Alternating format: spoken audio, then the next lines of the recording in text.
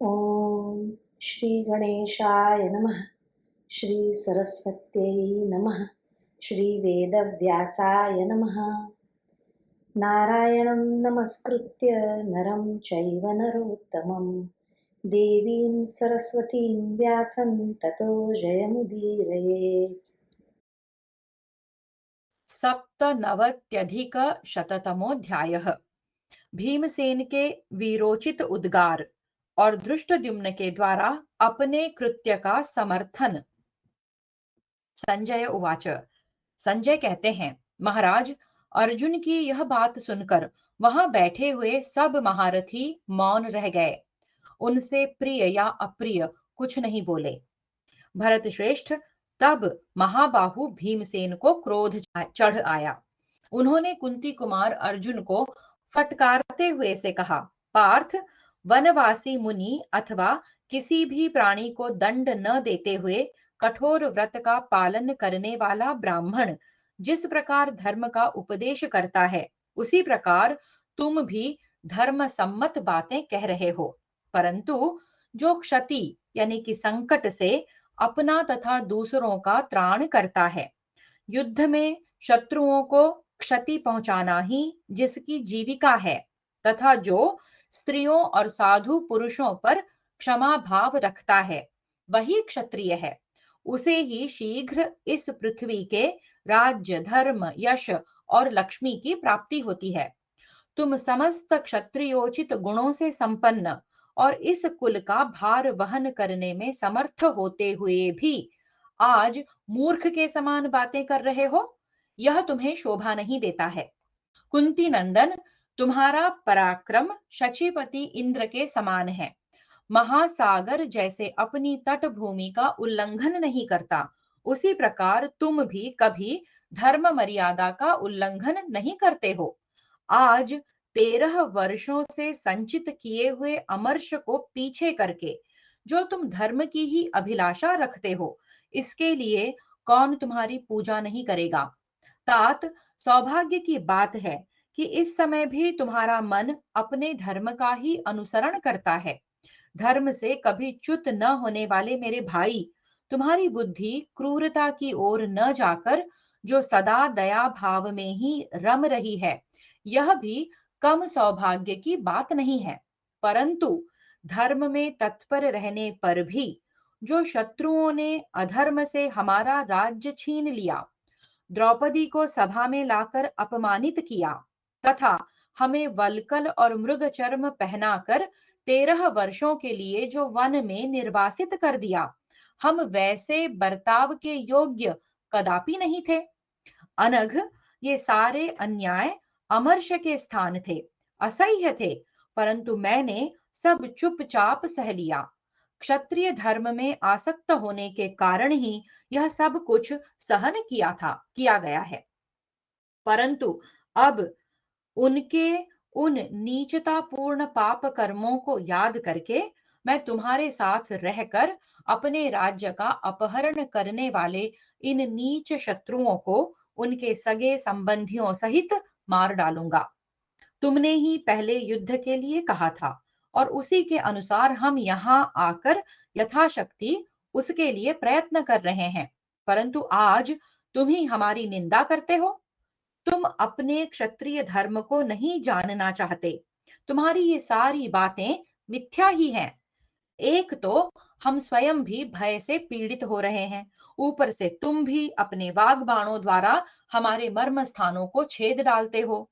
शत्रुसूदन, जैसे कोई घायल मनुष्यों के घाव पर नमक बिखेर दे और वे वेदना से छटपटाने लगे, उसी प्रकार तुम अपने वाग बाणों से पीड़ित करके मेरे हृदय को विदीर्ण किए डालते हो। यद्यपि तुम और हम प्रशंसा के पात्र हैं, तो भी तुम आज अपनी और हमारी प्रशंसा नहीं करते हो। यह बहुत बड़ा अधर्म है। तुम धार्मिक होते हुए इस अधर्म को नहीं समझ रहे हो।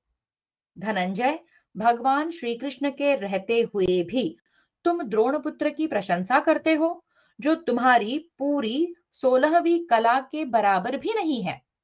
स्वयं ही अपने दोषों का वर्णन करते हुए तुम्हें लज्जा क्यों नहीं आती है। आज मैं अपनी इस सुवर्ण भूषित भयंकर एवं भारी गदा को क्रोध पूर्वक घुमाकर इस पृथ्वी को विदीर्ण कर सकता हूँ, पर्वतों को चूर चूर करके बिखेर सकता हूँ तथा प्रचंड आंधी की तरह पर्वत पर प्रकाशित होने वाले ऊंचे ऊंचे वृक्षों को भी तोड़ और उखाड़ सकता हूँ।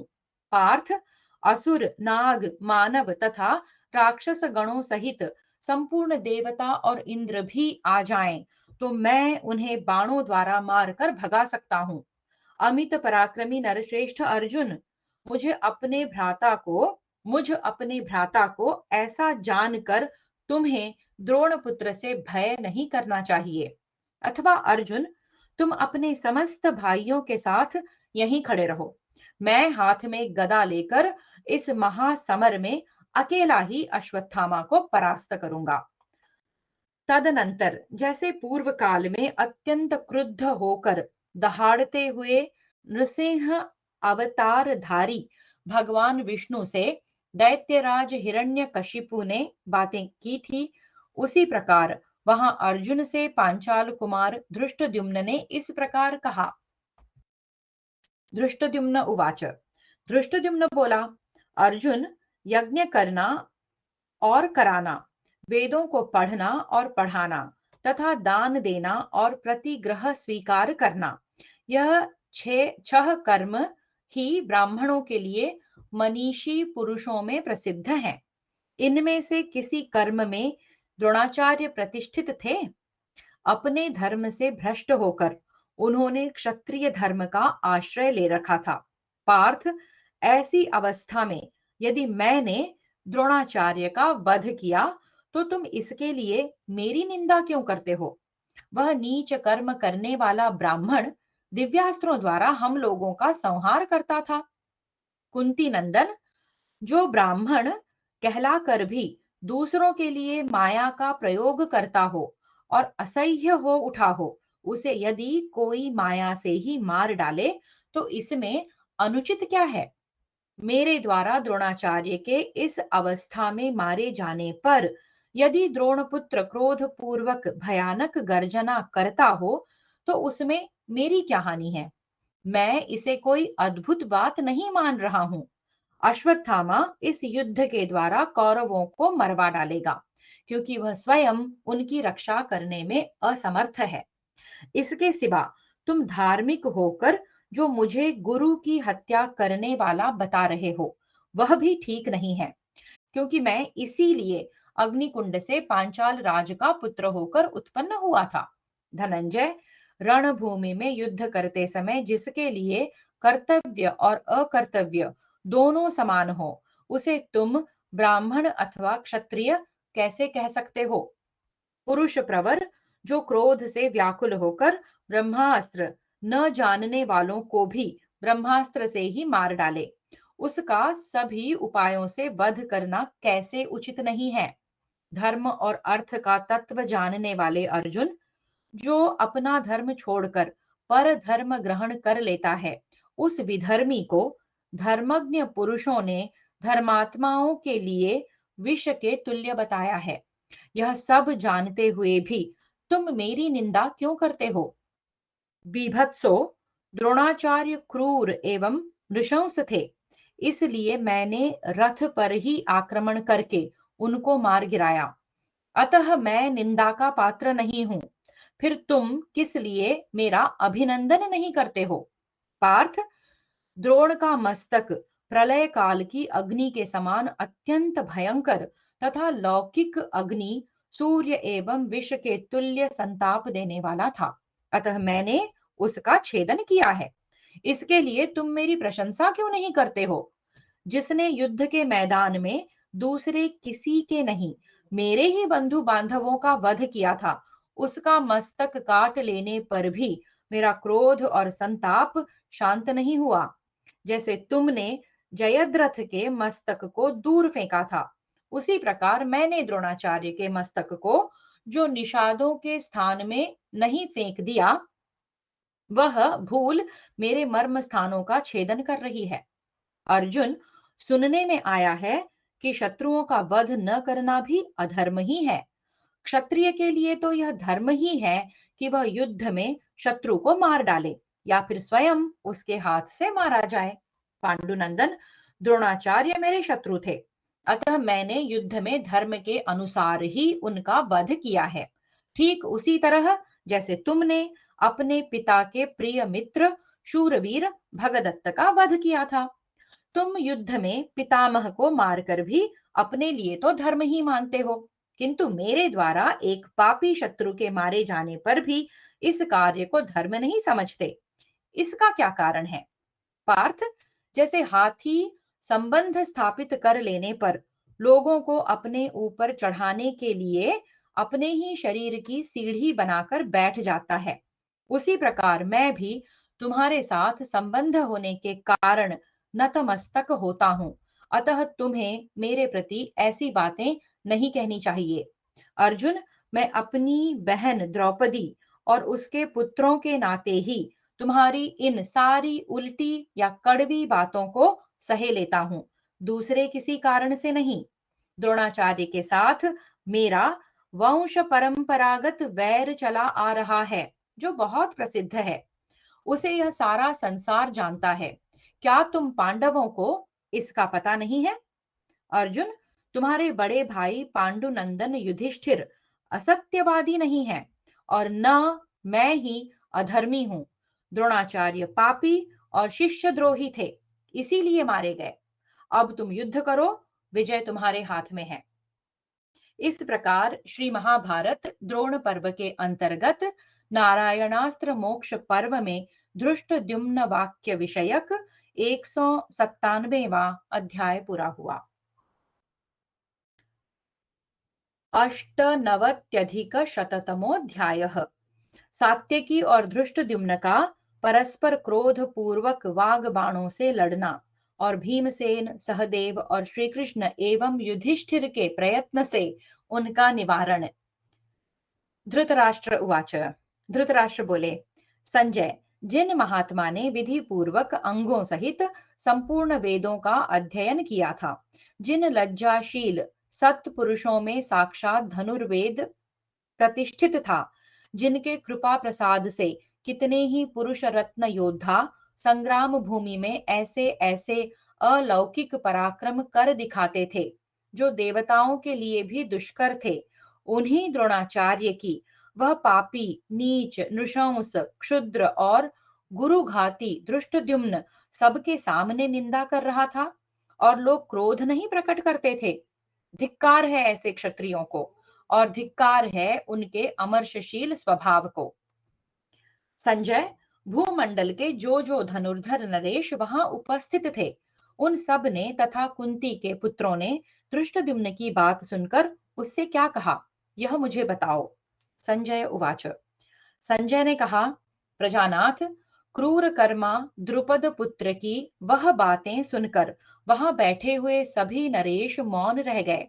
केवल अर्जुन टेढ़ी नजरों से उसकी ओर देखकर आंसू बहाते हुए दीर्घ निश्वास ले इतना ही बोले कि धिक्कार है, धिक्कार है। राजन, उस समय युधिष्ठिर, भीमसेन, नकुल, सहदेव, भगवान श्री कृष्ण तथा अन्य लोग भी अत्यंत लज्जित हो चुप ही बैठे रहे, परंतु सात्यकी इस प्रकार बोल उठे, क्या यहाँ कोई ऐसा पुरुष नहीं है जो इस प्रकार अभद्रता पूर्ण वचन बोलने वाले इस पापी नराधम को शीघ्र ही मार डाले? धृष्टद्युम्न, जैसे ब्राह्मण चांडाल की निंदा करते हैं, उसी प्रकार ये समस्त पांडव उस पाप कर्म के कारण अत्यंत घृणा प्रकट करते हुए तेरी निंदा कर रहे हैं।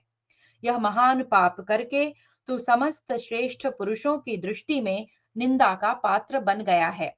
साधु पुरुषों की इस सुंदर सभा में पहुंचकर ऐसी बातें करते हुए तुझे लज्जा कैसे नहीं आती है? तेरी जीभ के सैकड़ों टुकड़े क्यों नहीं हो जाते हैं, और तेरा मस्तक क्यों नहीं फट जाता? ओ नीच, गुरु की निंदा करते हुए तेरा इस पाप से पतन क्यों नहीं हो जाता?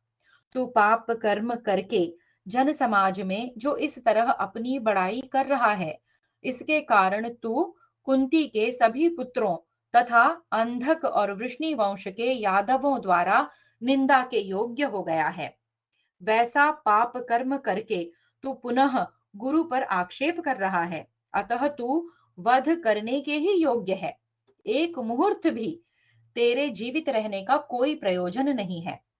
पुरुषाधम, तेरे सिवा दूसरा कौन श्रेष्ठ पुरुष धर्मात्मा सज्जन गुरु के केश पकड़कर उनके वध का विचार भी मन में लाएगा। तुझ जैसे कुलांगार को पाकर तेरे 7 पीढ़ी पहले के और 7 पीढ़ी आगे होने वाले बंधु बांधव नरक में डूब गए तथा सदा के लिए सुयश से वंचित हो गए। तूने जो कुंती कुमार अर्जुन पर नरश्रेष्ठ भीष्म के वध का दोष लगाया है, वह भी व्यर्थ ही है, क्योंकि महात्मा भीष्म ने स्वयं ही उसी प्रकार अपनी मृत्यु का विधान किया था। वास्तव में भीष्म का वध करने वाला भी तेरा महान पापाचारी भाई ही है। इस पृथ्वी पर पांचाल राज के पुत्रों के सिवा दूसरा कोई ऐसा पाप करने वाला नहीं है। यह प्रसिद्ध है कि उसे भी तेरे पिता ने भीष्म का अंत करने के लिए ही उत्पन्न किया था। उन्होंने महात्मा भीष्म की मूर्तिमान मृत्यु के रूप में ही शिखंडी को सुरक्षित रखा था। तू और तेरा भाई दोनों समस्त साधु पुरुषों के धिक्कार के पात्र हैं। तुम दोनों को पाकर सारे पांचाल धर्मभ्रष्ट, नीच, मित्रद्रोही तथा गुरुद्रोही बन गए हैं। यदि तू पुनः मेरे समीप ऐसी बात बोलेगा तो मैं अपनी इस वज्र तुल्य गदा से तेरा सिर कुचल दूंगा। तुझे ब्रह्म हत्या का पाप लगा है। तुझ ब्रह्म हत्यारे को देखकर लोग अपने प्रायश्चित्त के लिए सूर्य देव का दर्शन करते हैं। दुराचारी पांचाल, तू मेरे आगे मेरे ही गुरु तथा मेरे गुरु के भी गुरु पर बारंबार आक्षेप कर रहा है, तो भी तुझे लज्जा नहीं आती? खड़ा रह, खड़ा रह। मेरी गदा की यह एक ही चोट सह ले, फिर मैं तेरी गदा की भी अनेक चोटें सह सकूंगा। सात्वत वंशी सात्यकी के इस प्रकार कठोर वचन कहकर आक्षेप करने पर धृष्टद्युम्न अत्यंत कुपित हो उठे। फिर वे भी क्रोध में भरे हुए सात्यकी से हंसते हुए से बोले। धृष्टद्युम्न उवाच, धृष्टद्युम्न ने कहा, माधव, मैं तेरी यह बात सुनता हूँ और इसके लिए तुझे क्षमा भी करता हूँ। दुष्ट और अनार्य पुरुष सदा साधु जनों पर ऐसे ही आक्षेप करने की इच्छा रखते हैं। यद्यपि लोक में क्षमा भाव की प्रशंसा की जाती है, तथापि पापात्मा मनुष्य कभी क्षमा के योग्य नहीं है, क्योंकि क्षमा कर देने पर वह पापात्मा क्षमाशील पुरुष को ऐसे समझ लेता है कि यह मुझसे हार गया। तू स्वयं ही दुराचारी, नीच और पाप पूर्ण विचार रखने वाला है। नख से शिखा तक पापों में डूबा होने के कारण निंदा के योग्य है, तथापि दूसरों की निंदा करना चाहता है। भूरी श्रवा की बाह काट डाली गई थी। वे आमरण उपवास का नियम लेकर चुपचाप बैठे हुए थे। उस दशा में सबके मना करने पर भी जो तूने उनका वध किया, इससे बढ़कर महान पाप कर्म क्या हो सकता है? ओ क्रूर! मैंने तो पहले से ही युद्ध के मैदान में दिव्यास्त्र द्वारा द्रोणाचार्य को मथ डाला था। फिर वे हथियार डालकर मारे गए, तो उसमें मैंने कौन सा पाप कर डाला?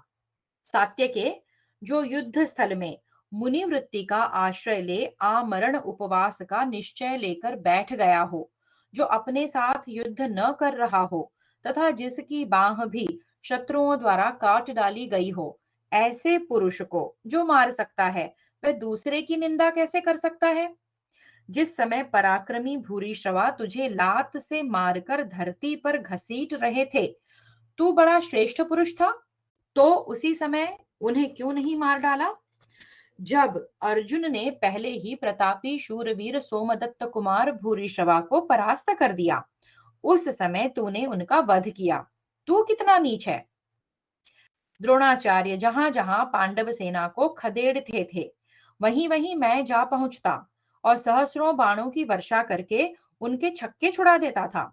जब तू स्वयं ही चांडाल के समान ऐसा पाप कर्म करके निंदा का पात्र बन गया है, तब दूसरे को कटु वचन सुनाने का कैसे अधिकारी हो सकता है?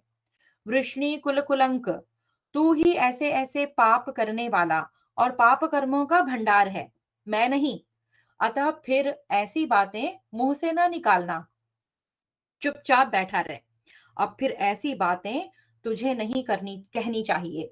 तू मुझसे जो कुछ कहना चाहता है वह तेरी बड़ी भारी नीचता है। यदि मूर्खतावश तू पुनः मुझसे ऐसी कठोर बातें कहेगा तो युद्ध में बाणों द्वारा मैं अभी तुझे यमलोक भेज दूंगा। ओ मूर्ख, केवल धर्म से ही युद्ध नहीं जीता जा सकता। उन कौरवों की भी जो अधर्म पूर्ण चेष्टाएं हुई हैं, उन्हें सुन ले।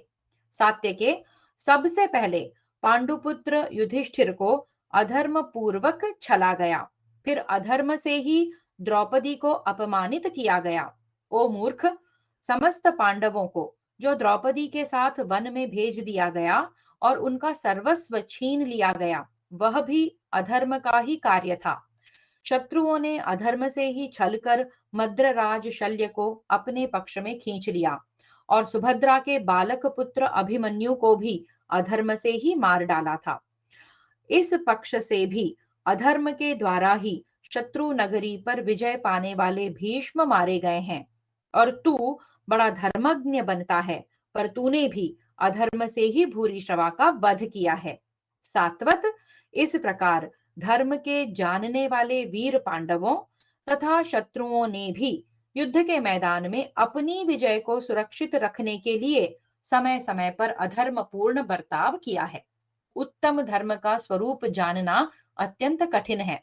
अधर्म क्या है, इसे समझना भी सरल नहीं है। अब तू कौरवों के साथ पूर्ववत युद्ध कर, मुझसे विवाद करके पितृलोक में जाने की तैयारी न कर। संजय उवाच।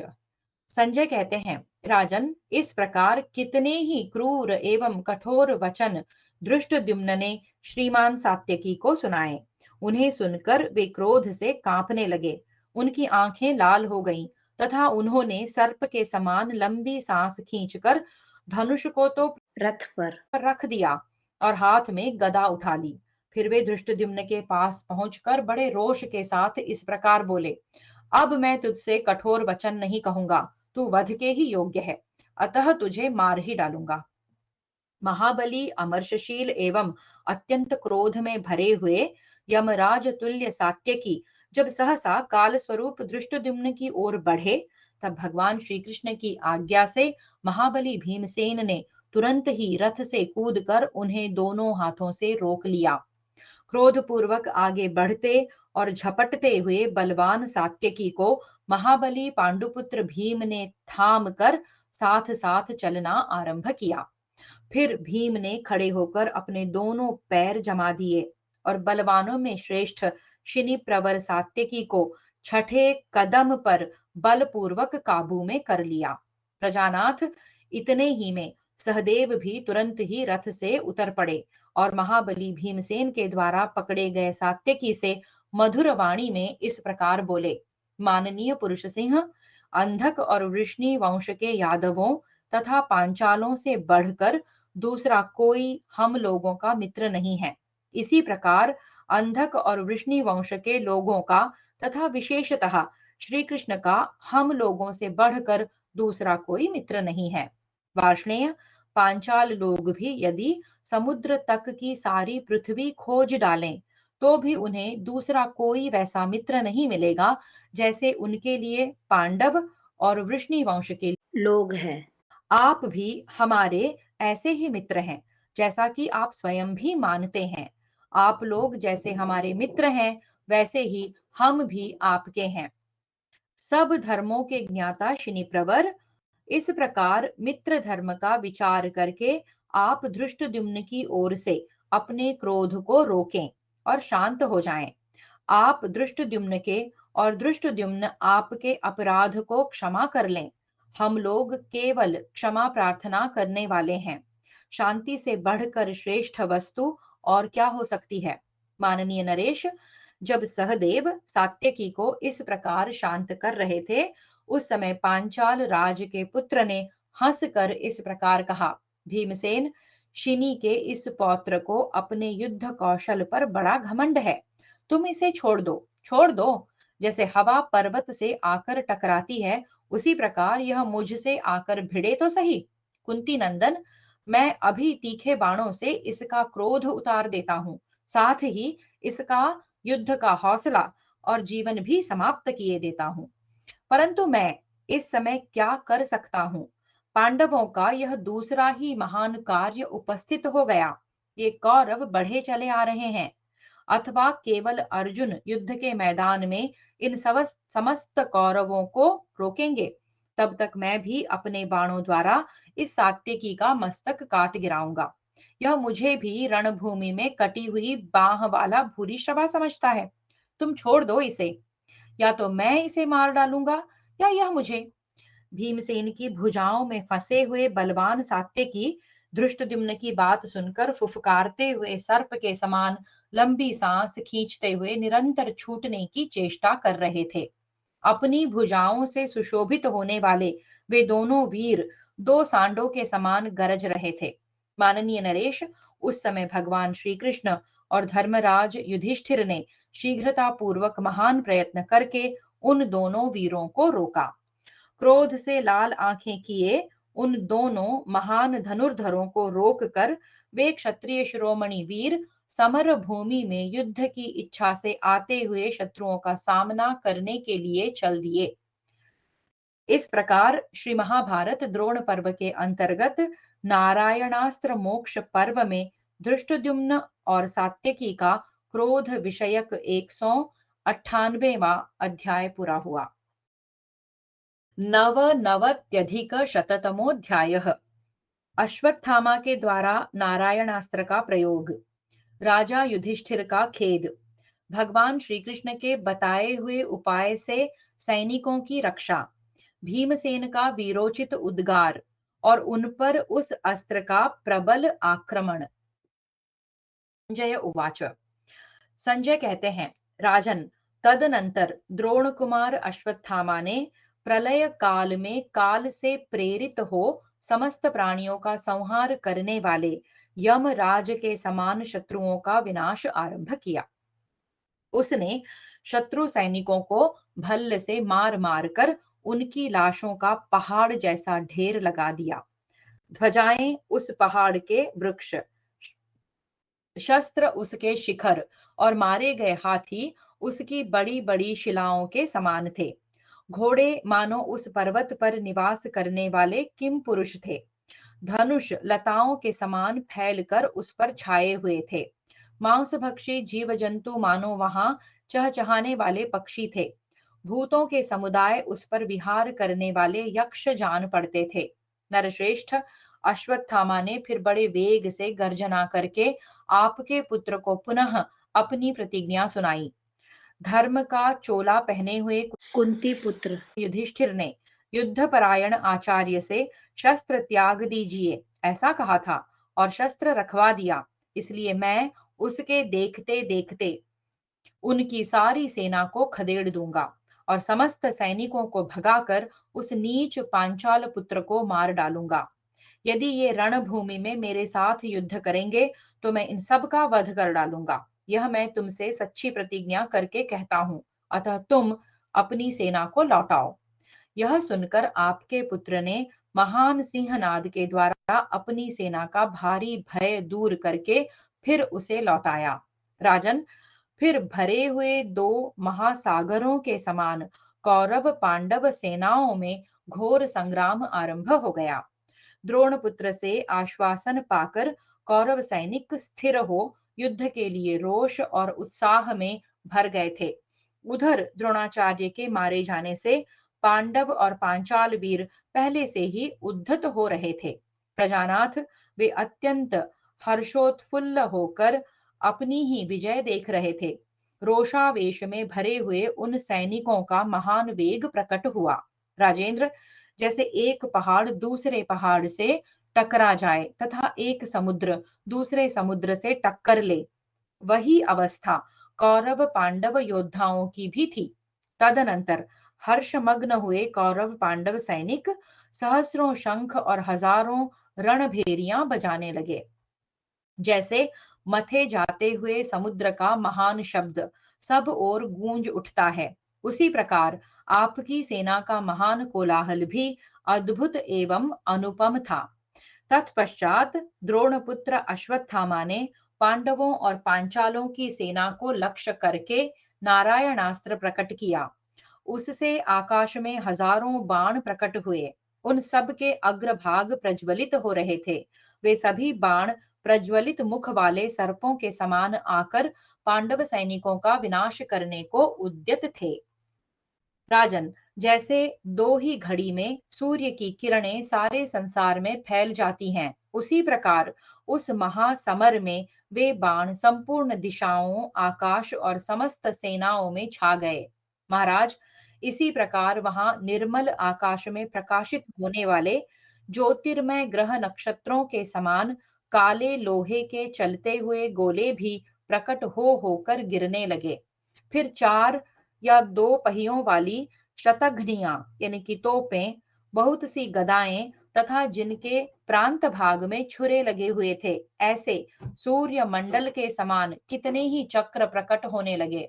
पुरुष श्रेष्ठ, उस समय आकाश को विभिन्न शस्त्रों के आकार वाले पदार्थों से अत्यंत व्याप्त हुआ सा देख पांडव, पांचाल और सृंजय योद्धा उद्विग्न हो उठे। जनेश्वर, पांडव महारथी जैसे जैसे युद्ध करते थे, वैसे ही वैसे उस अस्त्र का वेग बढ़ता जाता था। उस नारायणास्त्र से घायल हुए सैनिक रणभूमि में ऐसे पीड़ित हुए मानो सब ओर से आग में झुलस रहे हों। प्रभो, जैसे सर्दी बीतने पर गर्मी में लगी हुई आग सूखे कांठ या जंगल को जला डाले, उसी प्रकार वह अस्त्र पांडव सेना को भस्म करने लगा। राजन, जब वह अस्त्र सब ओर व्याप्त हो गया और उसके द्वारा पांडव सेना क्षीण होने लगी, तब धर्मपुत्र युधिष्ठिर को बड़ा भय हुआ। उन्होंने अपनी उस सेना को जब अचेत होकर भागती और कुंती पुत्र अर्जुन को तटस्थ भाव से खड़ा देखा, तब इस प्रकार कहा, धृष्टद्युम्न, तुम पांचालों की सेना के साथ भाग जाओ। सात्यके, तुम भी वृष्णिवंशी और अंधक वंशी वीरों को साथ लेकर घर चले जाओ। धर्मात्मा भगवान श्री कृष्ण भी अपने लिए जो उचित समझेंगे करेंगे। ये सारे जगत को कल्याण का उपदेश देते हैं, फिर अपना भला क्यों नहीं करेंगे। मैं तुम सभी सैनिकों से कह रहा हूं, कोई भी युद्ध न करो। अब मैं भाइयों के साथ अग्नि में प्रवेश कर जाऊंगा। कायरों के लिए दुस्तर संग्राम में भीष्म और द्रोणाचार्य रूपी महासागर को पार करके मैं सगे संबंधियों के साथ अश्वत्थामा रूपी गाय की खुरी के जल में डूब जाऊंगा। अर्जुन की मेरे प्रति जो शुभ कामना है वह शीघ्र पूरी हो जानी चाहिए, क्योंकि सदा अपने कल्याण में संलग्न रहने वाले आचार्य को मैंने युद्ध में मरवा दिया है। जिन्होंने युद्ध कौशल से रहित बालक सुभद्रा कुमार को क्रूर स्वभाव वाले बहुसंख्यक शक्तिशाली महारथियों द्वारा मरवा दिया और उसकी रक्षा नहीं की। पुत्र सहित जिन्होंने सभा में लाई गई द्रौपदी के प्रश्न का उत्तर न देकर उसके प्रति उपेक्षा दिखाई, उस समय वह बेचारी हमारे दास भाव के निवारण का प्रयत्न कर रही थी। जिन्होंने अर्जुन के विनाश के लिए युद्ध में सिंधुराज की रक्षा के निमित्त महान प्रयत्न किया और अपनी प्रतिज्ञा रखी। हम लोग विजय की अभिलाषा से आगे बढ़ना चाहते थे, किंतु जिन्होंने हमें व्यूह के दरवाजे पर रोक रखा था, यथाशक्ति उसके भीतर प्रवेश करने की चेष्टा में लगी हुई हमारी विशाल सेना को भी जिन्होंने रोक ही दिया था। अर्जुन के घोड़े जब थक गए थे और धृतराष्ट्र पुत्र दुर्योधन जब अर्जुन के वध की इच्छा से उन पर आक्रमण कर रहा था, उस समय जिन्होंने उसकी तथा सिंधुराज की रक्षा के लिए उसे दिव्य कवच द्वारा सुरक्षित कर दिया था। ब्रह्मास्त्र को जानने वाले जिन आचार्य देव ने मेरी विजय के लिए प्रयत्न करने वाले सत्यजित आदि पांचाल वीरों को समूल नष्ट कर दिया। जब कौरव अधर्म पूर्वक हमें राज्य से निर्वासित कर रहे थे, तब जिन्होंने हमें रोकने यानी शांत करने की ही चेष्टा की थी, किंतु उनका हित चाहने वाले हम लोगों का उस समय उन्होंने साथ नहीं दिया था। जो इस प्रकार हम लोगों पर अत्यंत स्नेह करने वाले थे, वे द्रोणाचार्य मारे गए हैं। अतः उनके लिए अपने भाइयों सहित मैं भी मर जाऊंगा। जब कुंती नंदन युधिष्ठिर इस प्रकार कह रहे थे, उसी समय दशार्ह कुलभूषण भगवान श्री कृष्ण ने तुरंत ही अपनी दोनों भुजाओं के संकेत से सारी सेना को रोककर इस प्रकार कहा, योद्धाओं, अपने अस्त्र शस्त्र शीघ्र नीचे डाल दो और सवारियों से उतर जाओ। परमात्मा नारायण ने इस अस्त्र के निवारण के लिए यही उपाय निश्चित किया है। तुम सब लोग हाथी, घोड़े और रथों से उतरकर पृथ्वी पर आ जाओ। इस प्रकार भूमि पर निहत्थे खड़े हुए तुम लोगों को यह अस्त्र नहीं मार सकेगा। हमारे योद्धा जैसे जैसे इस अस्त्र के विरुद्ध युद्ध करते हैं, वैसे ही वैसे ये कौरव अत्यंत प्रबल होते जा रहे हैं। जो लोग अपने वाहनों से उतरकर हथियार नीचे डाल देंगे और जो वीर वाहन रहित हो इसके सामने हाथ जोड़कर नमस्कार करेंगे, उन मनुष्यों को संग्राम भूमि में यह अस्त्र नहीं मारेगा। जो कोई मन से भी इस अस्त्र का सामना करेंगे, वे रसातल में चले गए हों तो भी यह अस्त्र वहां पहुंचकर उन सबको मार डालेगा। भारत, भगवान वासुदेव का यह वचन सुनकर सब योद्धाओं ने अन्यान्य इंद्रियों तथा मन से भी अस्त्र को त्याग देने का विचार कर लिया। राजन, तब उन सब को अस्त्र त्यागने के लिए उद्यत हुआ देख पांडुनंदन भीमसेन ने उनमें हर्ष और उत्साह पैदा करते हुए इस प्रकार कहा, किसी भी वीर को किसी तरह भी अपने हथियार नहीं डालने चाहिए। मैं अपने शीघ्रगामी बाणों द्वारा द्रोणपुत्र के अस्त्र का निवारण करूंगा। इस सुवर्णमयी भारी गदा से रणभूमि में द्रोणपुत्र के अस्त्रों को चूर चूर करने के लिए मैं काल के समान प्रहार करूंगा। इस संसार में मेरे पराक्रम की समानता करने वाला दूसरा कोई पुरुष नहीं है। ठीक वैसे ही जैसे सूर्य के समान दूसरा कोई ज्योतिर्मय ग्रह नहीं है। गजराज के शुंडों के समान मोटी मेरी इन भुजाओं को देखो तो सही, ये हिमालय पर्वत को भी धराशायी करने में समर्थ हैं। यहाँ के मनुष्यों में एक मैं ही ऐसा हूँ जिसमें 10,000 हाथियों के समान बल है। जैसे स्वर्ग लोक और देवताओं में केवल इंद्र ही ऐसे हैं जिनका दूसरा कोई प्रतिद्वंद्वी योद्धा नहीं है। आज युद्ध स्थल में मोटे कंधे वाली मेरी इन दोनों भुजाओं का बल देखो कि ये किस प्रकार अश्वत्थामा के प्रज्वलित एवं दीप्तिमान अस्त्र के निवारण में समर्थ होती हैं। यदि इस नारायणास्त्र का सामना करने वाला दूसरा कोई योद्धा अब तक नहीं हुआ है, तो आज मैं कौरवों और पांडवों के देखते देखते इसका सामना करूंगा। अर्जुन, अर्जुन विभत्सो, कहीं तुम भी ना अपने गांडीव धनुष को नीचे डाल देना, नहीं तो तुम में भी चंद्रमा के समान कलंक लग जाएगा। वह तुम्हारी निर्मलता को नष्ट कर देगा। अर्जुन उवाच, अर्जुन ने बोला, भैया भीमसेन, नारायणास्त्र, गौ और ब्राह्मण, इनके समक्ष गांडीव धनुष को नीचे डाल दिया जाए, यही मेरा उत्तम व्रत है।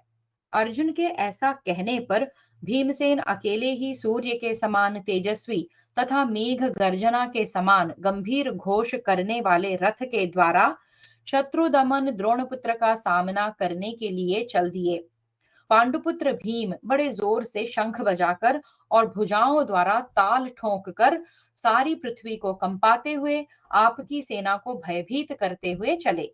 उनकी शंख ध्वनि तथा भुजाओं द्वारा ताल ठोंकने का शब्द सुनकर आपके सैनिकों ने उन्हें चारों ओर से घेर लिया और उन पर बाणों की वर्षा आरंभ कर दी। शीघ्रता पूर्वक पराक्रम प्रकट करने वाले कुंती कुमार भीमसेन ने पलक मारते मारते अश्वत्थामा के पास पहुंचकर बड़ी फुर्ती से अपने बाणों का जाल सा बिछाते हुए उसे ढक दिया। तब अश्वत्थामा ने धावा करने वाले भीमसेन से हंसकर बात की और उन पर नारायणास्त्र से अभिमंत्रित प्रज्वलित अग्रभाग वाले बाणों की झड़ी लगा दी। रणभूमि में वे बाण प्रज्वलित मुख वाले सर्पों के समान आग उगल रहे थे।